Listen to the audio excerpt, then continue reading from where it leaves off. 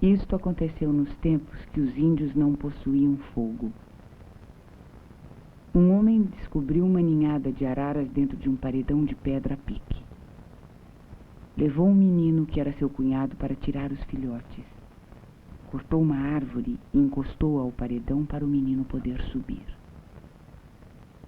Mas quando o menino quis agarrar os filhotes, estes gritaram tanto que ele ficou com medo de tocar neles. O homem então se zangou, retirou a árvore e deixou o menino sozinho, lá em cima. Uma onça passou perto do paredão e viu o menino que não podia descer e perguntou o que havia acontecido. O menino contou e então ela mandou que ele lhe atirasse os filhotes de arara. O menino obedeceu e a onça os devorou. A onça então aparou o menino no ar, carregou-o para um ribeirão, deu água para beber, lavou-o e o trouxe para casa. Havia na casa da onça um grande moquém com muita carne debaixo dele e um enorme tronco de jatobá em brasa. Sempre que a onça macho que salvou o menino ia caçar, a onça fêmea brigava com o menino. Até que ele fugiu por um caminho que a onça macho havia ensinado e voltou para a aldeia, onde contou a seu pai tudo o que havia acontecido, que na casa da onça havia fogo e era gostoso e moqueado. Então o pai relatou tudo aos chefes e ao conselho, e estes resolveram ir logo buscar o fogo para a aldeia.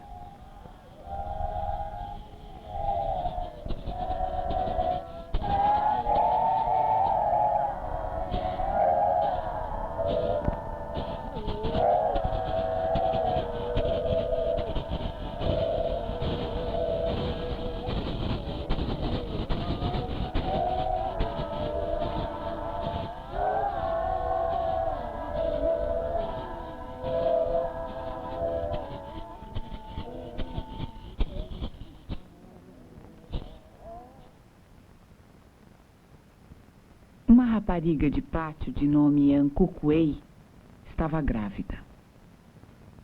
Um dia ela tomava banho quando ouviu o grito do preá. Voltando para casa, descobriu que o grito vinha de seu ventre. Minha mãe, tu já estás cansada de me carregar? Sim, meu filho. Saia. Bom, em tal dia eu sairei. Ancucuei resolveu que se fosse menino, ela o mataria. Se fosse menina, ela a criaria. Nasceu menino e ela o sepultou vivo num buraco e foi para casa. Sua mãe, vendo-a voltar sem o filho, ralhou com ela, desenterrou o menino, deu banho nele, trouxe-o para casa. A mãe não quis amamentá-lo, mas a avó o amamentou. Ao que o menino cresceu rapidamente e podia transformar-se em qualquer animal.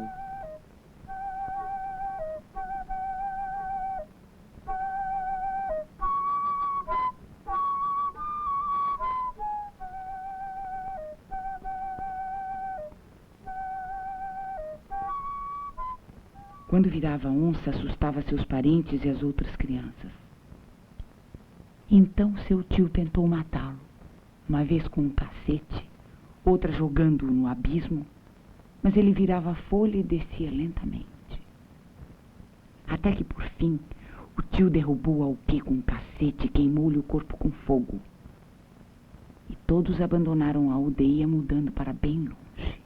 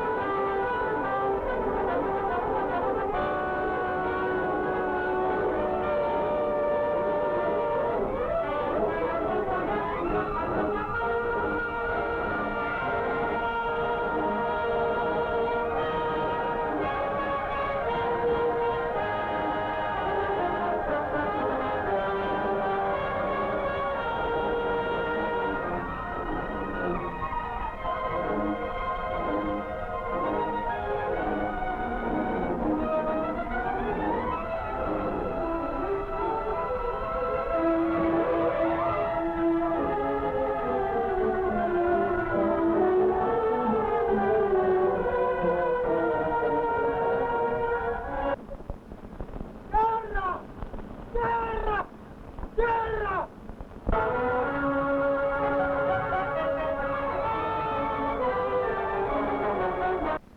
O senhor Capitão Mor houve por bem escolher a Nicolau Coelho para que vá a essa terra ver aquela gente e sondar aquele rio.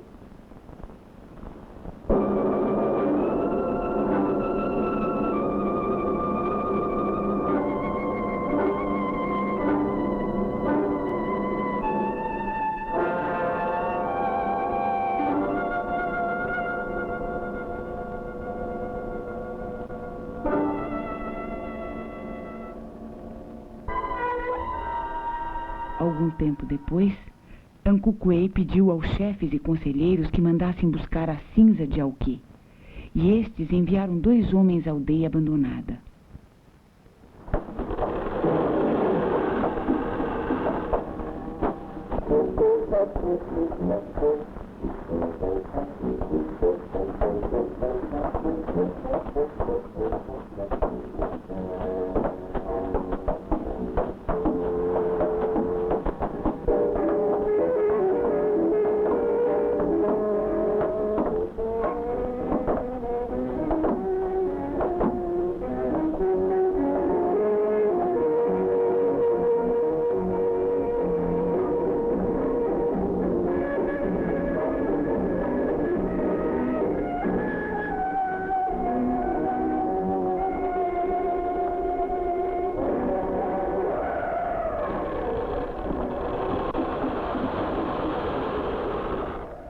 Chegando lá, descobriram que Alqui tinha se transformado no homem branco.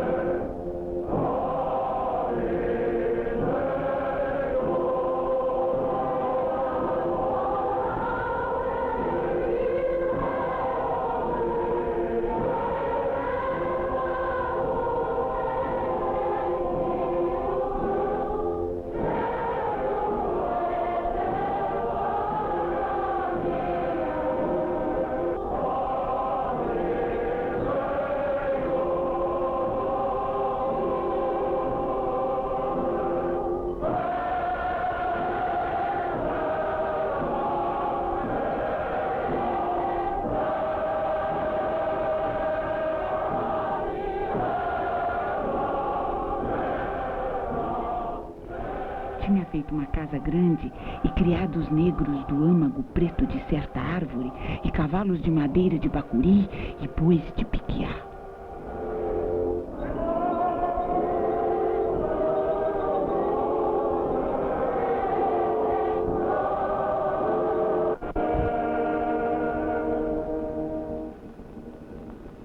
Bem, o mundo era grande. Era nós que era dono desse Brasil toda. Mas depois, todos que nós descobriu, vinha os brancos, vinha a sabidão e foi tomando a conta de nós até que ficou um bolinho assim como um prato.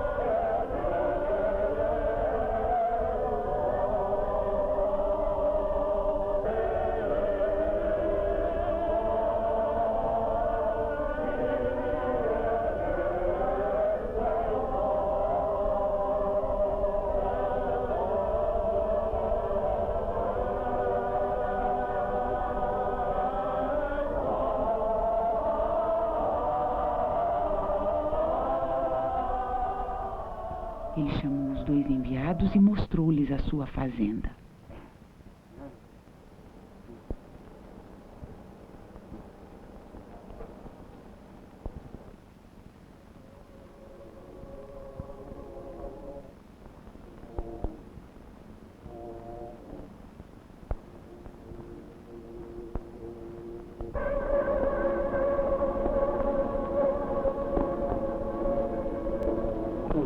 arranca tudo.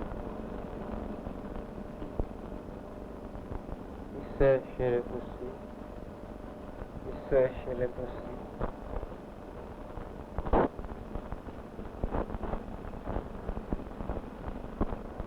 Inti é como arranca tu.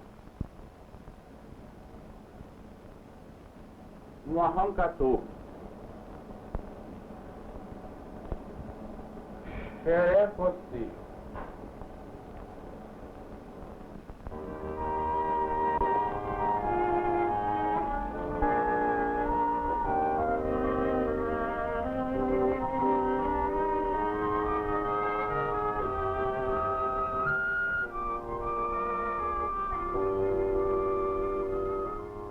Depois, mandou chamar Ancucuei para que morasse com ele.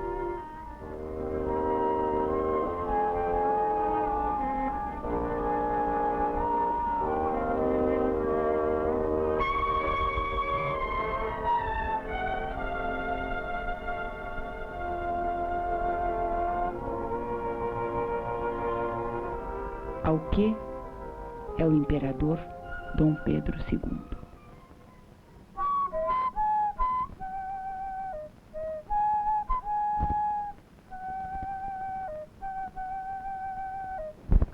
Bom, é preciso chamar a atenção, em primeiro lugar, que esse filme toma certa liberdade, porque o mito que vai ser... Esses dois mitos não são mitos de todos os índios do Brasil, mas são mitos de grupos Timbira, que estão localizados no Brasil Central.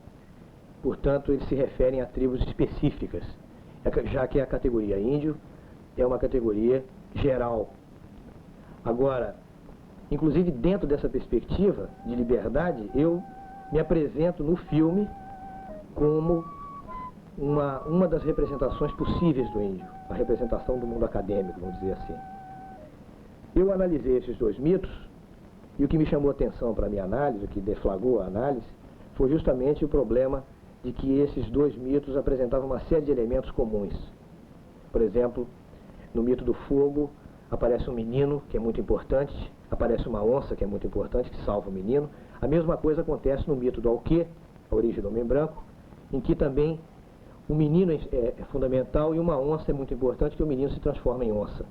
Não é? Esse foi o primeiro fato que me chamou a atenção na comparação dos dois mitos. Em segundo lugar, chama muita atenção também como que duas histórias que usam os mesmos elementos podem, através de uma combinação, fazer com que os seus resultados como história sejam tão diversos. Bom, o mito do fogo, como se vê, é um mito de sucesso, é um mito que ele não contradiz os valores fundamentais da sociedade tribal. Pelo contrário, ele implementa esses valores. Ele está dentro do quadro da mitologia timbira como mais um mito em que o grupo tribal recebeu mais alguma coisa, uma contribuição ao grupo tribal. O mito do Auquê é um mito diferente. O mito da origem do branco é um mito diferente. Porque no mito da origem do branco, se trata de um mito que seria um mito pré-político ou um mito político, porque é um mito que trata das relações de poder. Como que a sociedade dos brancos estabeleceu uma relação de poder com a sociedade tribal, que passou a ser uma sociedade dominada. Dominada por quê?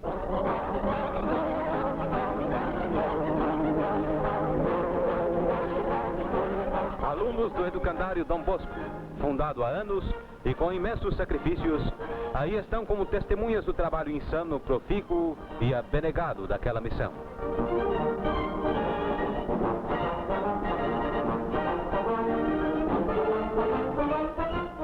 Um programa de cultura física dá uma pequena demonstração do muito que vem realizando silenciosamente aqueles beneméritos reverendos.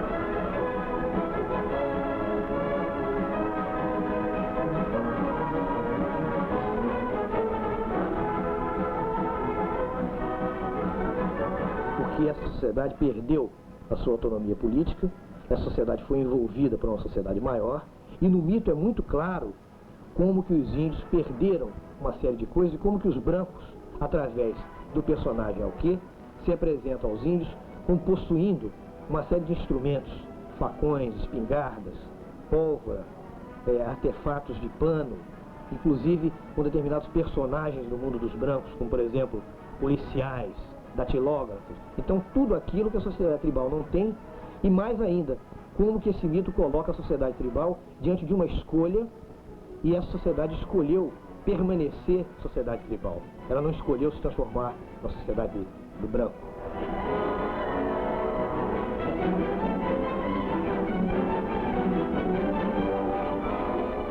Índios Bororos, que há dezenas de anos vêm sendo assistidos pelo incansável padre Cobalcini, recebem copiosa e útil quantidade de presentes dos visitantes.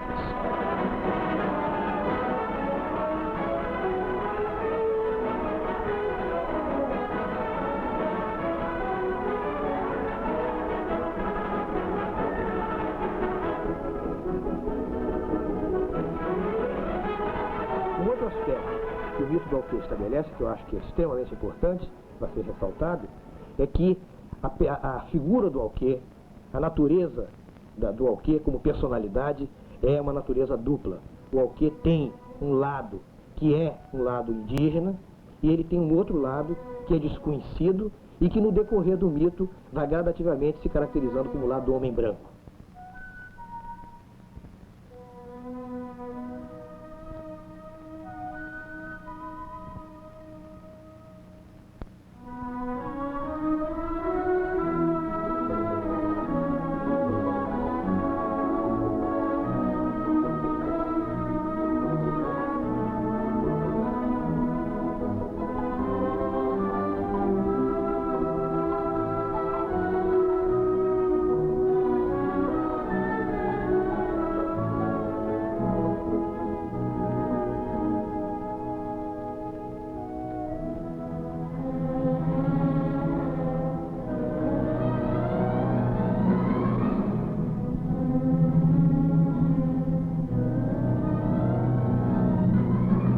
Eu realmente acho que o índio deve viver bem melhor do que eu, né?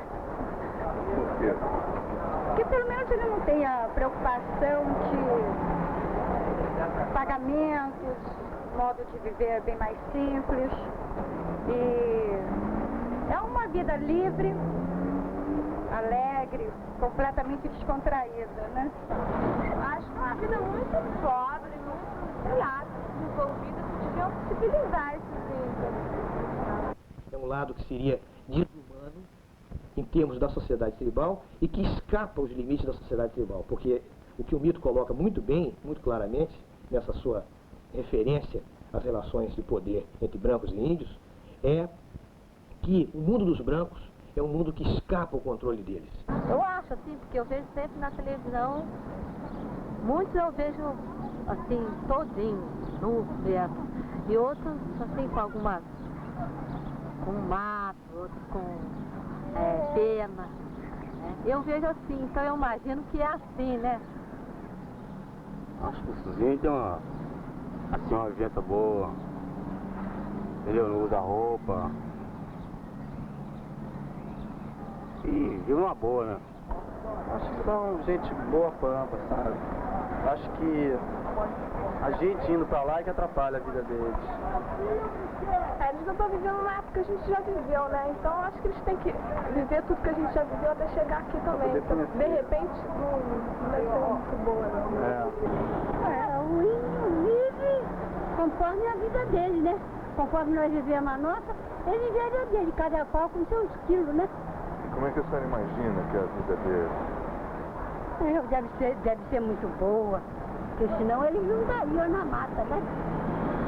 Não é?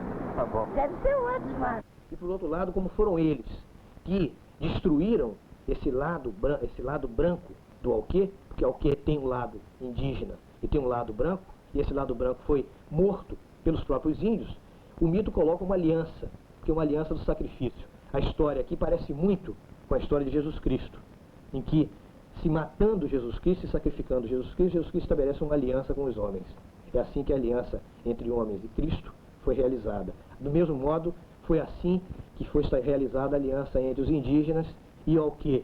E por extensão e pela lógica do mito, para obedecer à lógica do mito, foi estabelecida a aliança que os índios colocam entre brancos e índios. Porque se os índios não tivessem assassinado o menino Alquê, hoje o homem branco não teria existido. Então o que o mito pressupõe é um contrato social muito importante para essas tribos entre o branco e o índio. Quer dizer, o branco, que eles estão dizendo, a mensagem desse mito é que nós brancos, nós, membros da sociedade brasileira, membros da sociedade envolvente, temos responsabilidades com os grupos tribais, especialmente com os grupos Timbira, que inventaram essa história, porque foram eles que nos criaram. O homem branco nada mais é do que um menino Alquê, que não tinha lugar na sociedade tribal, que não se encontrou na sociedade tribal e que ficou muito sabido porque ele foi queimado, ele foi assado. É um índio, o homem branco nada mais é do que um índio cozido, um índio mais sabido.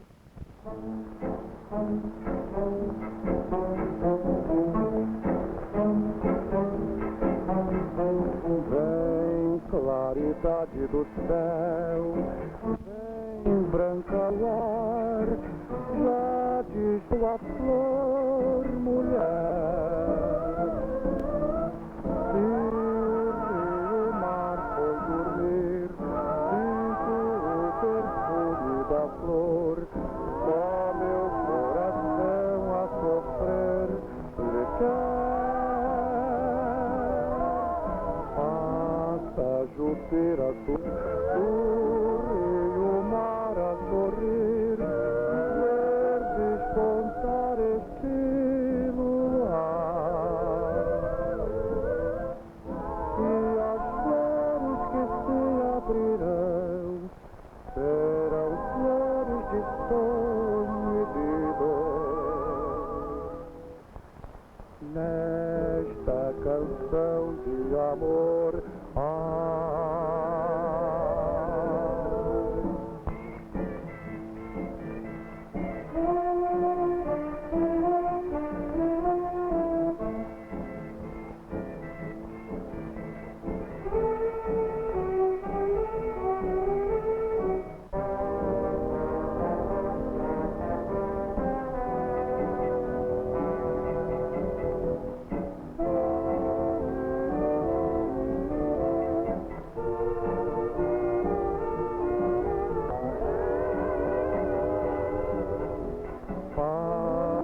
Jupira surgir, do rio mar a sorrir, ver despontar este luar. E as flores que se abrirão serão flores de dor. Nesta canção de amor,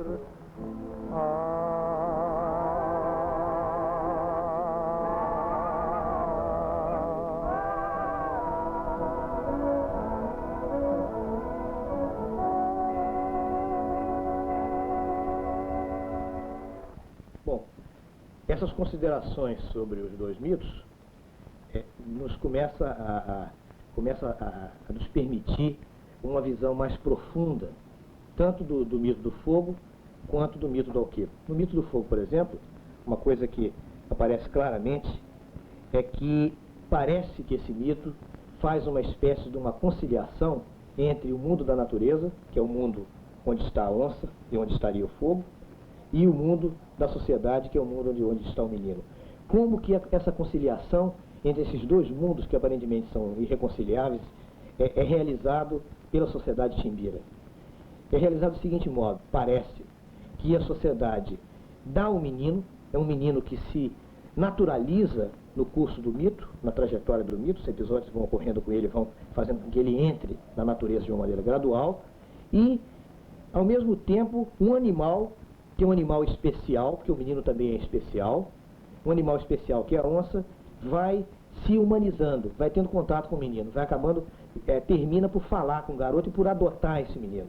Então, é desse encontro entre um objeto, vamos dizer assim, um elemento da sociedade, que é um menino. Por quê que o menino serve para fazer essa conciliação? Porque as crianças, elas estão a meio caminho da sociedade. Elas ainda são parte da natureza. Elas estão sendo socializadas. Elas não entraram completamente na sociedade como os adultos. E por que a onça serve para o lado da natureza para ser o outro elo da cadeia de conciliação? Porque a onça é um animal que os Timbira consideram como um animal muito especial. Por quê? A onça é um carnívoro e é um caçador. A onça come carne e a onça é um animal predatório. Aliás, é o único animal predatório que existe na América do Sul, com essas características. Então a onça serve para ser o outro lado. E existe uma aliança que é feita de reciprocidade entre o menino e a onça. E nós vimos que durante todo o mito, eles trocam alguma coisa. Então, o mito do fogo coloca as relações entre natureza e sociedade num plano de equilíbrio mais ou menos pleno. Pode-se dizer que os Timbira concebem essa relação entre eles e a sociedade de uma maneira complementar e de uma maneira interdependente, e eu diria, acrescentaria que de uma maneira muito importante, porque entre os Timbira não existe lixo, não existe nada que a natureza joga de fora e não existe nada que a sociedade joga de fora. No mito do Alquê, o que se pode depreender analisando o mito é que as relações são bem diferentes do mito do fogo. Em vez de reciprocidade, o que nós temos é conflito, é desarmonia. Primeiro, porque nesse mito o que a sociedade tribal tenta fazer com o garoto é eliminar o menino. E tenta eliminar o menino várias vezes.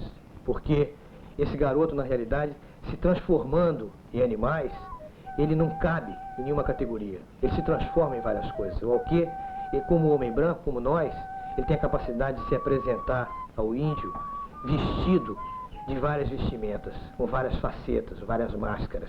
Ele aparece, é um homem da sociedade brasileira, homem do governo, ele aparece como pesquisador, ele aparece como cineasta, ele aparece como missionário.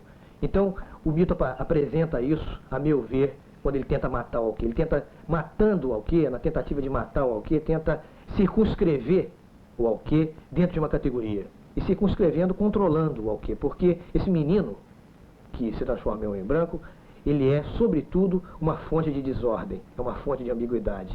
Então, ele deve ser eliminado. Belo casal, não é verdade, espectador? Como os demais, também aguardam que o capitão Vasconcelos faça a distribuição dos presentes. E a distribuição farta e generosa não tarda. Roupas brancas para todos. Vamos civilizar um pouco, senhores índios. Os mosquitos não morderão mais. As enormes barrigas às vezes custam a entrar no espaço a elas reservado. Mas que fazer? Um pouco de boa vontade e vistam-se. Cuidado com essas senhoras que podem meter as calças no busto e o paletó nas pernas. Depois das roupas temos os machados e os facões.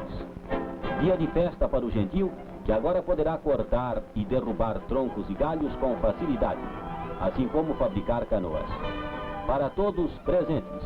Para todos, o objeto que lembrará a passagem do Caraíba durante gerações. Novamente o belo casal que já vimos desnudo, está agora vestido dos pés à cabeça. Acham melhor assim? Quando, finalmente, ele é morto, e é morto pelo uso do fogo, é queimado, os índios resolvem a ambiguidade do Alquê. Então, ele retorna como um homem branco, e depois de oferecer aos índios as possibilidades que ele oferece, ele se transforma nessa versão que foi recolhida por um grande pesquisador, Limoendaju, ele se transforma no imperador Dom Pedro II. Desde menino, desde moço, o imperador se interessou muito pelos índios do Brasil. Fez questão de aprender várias línguas índias que falava correntemente. Serviu até de tradutor para certos índios perdidos que chegaram até o Rio de Janeiro. Comprou do bolso dele grandes áreas para instalação e para fixação de tribos de índios no Paraná, em Pernambuco, em Goiás. Enfim, tinha um museu indígena dentro do próprio Palácio da Quinta da Boa Vista. Museu este foi uma das poucas coisas que a família imperial, quando foi para o exílio, levou.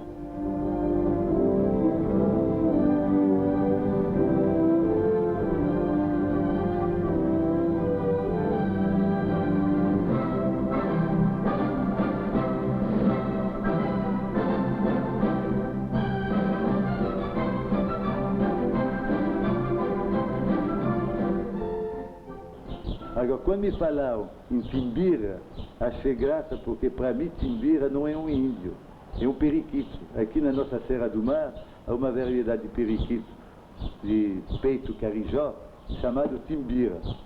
E eu não sabia que tinha uma tribo de índio também com esse nome. Então, na medida em que a sociedade tribal tenta eliminar esse menino, isso a gente vê claramente no decorrer da narrativa mítica, ele volta cada vez mais poderoso, cada vez mais forte. Tentam matá-lo com bordunas, ele retorna à aldeia. Tentam empurrá-lo de um abismo, ele retorna. Se transforma numa folha seca e retorna. E finalmente ele é queimado, desaparece. Mas quando ele aparece agora como uma síntese do homem branco que esses índios tiveram experiência no Brasil Central. Porque ele volta como uma espécie de patrão regional, de homem que vende coisas, que dá crédito. Ele volta investido numa autoridade que até certo ponto representa a autoridade dos oficiais e dos membros do governo brasileiro que vão tratar com os índios, inclusive a autoridade dos encarregados da FUNAI, dos inspetores de índios, etc. Então ele faz uma síntese perfeita de todos aqueles papéis que o homem branco representa.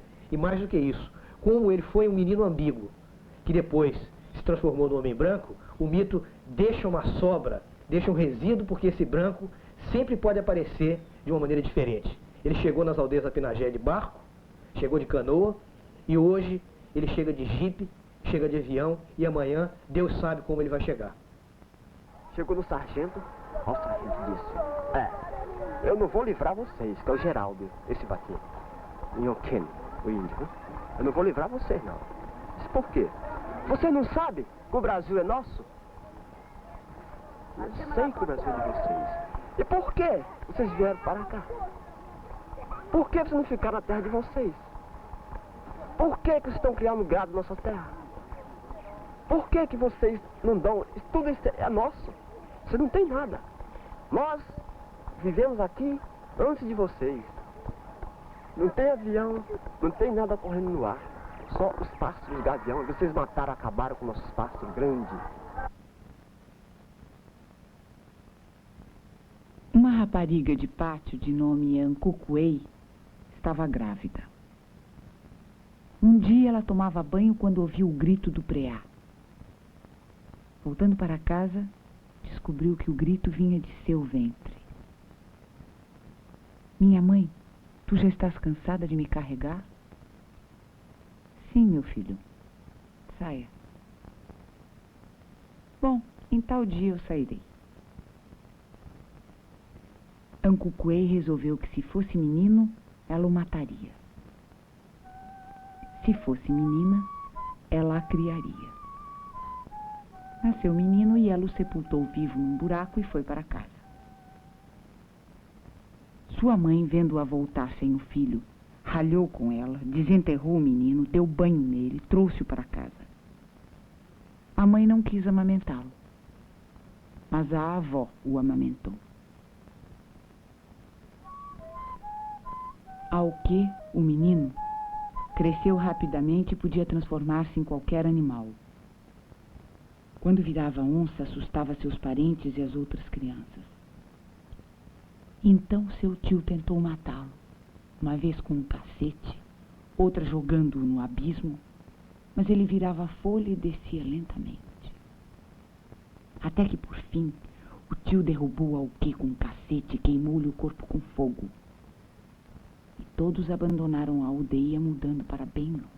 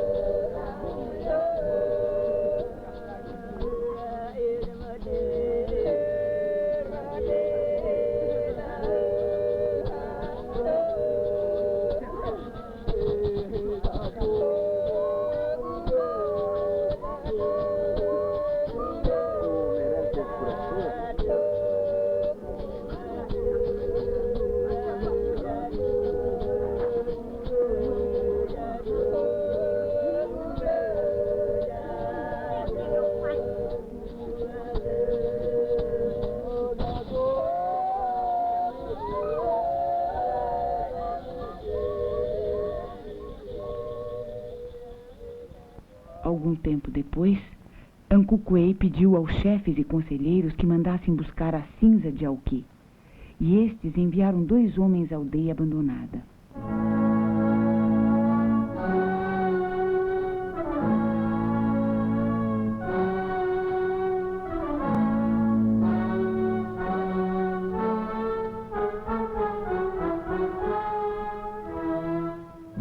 Chegando lá, descobriram que Auquê tinha se transformado no homem branco.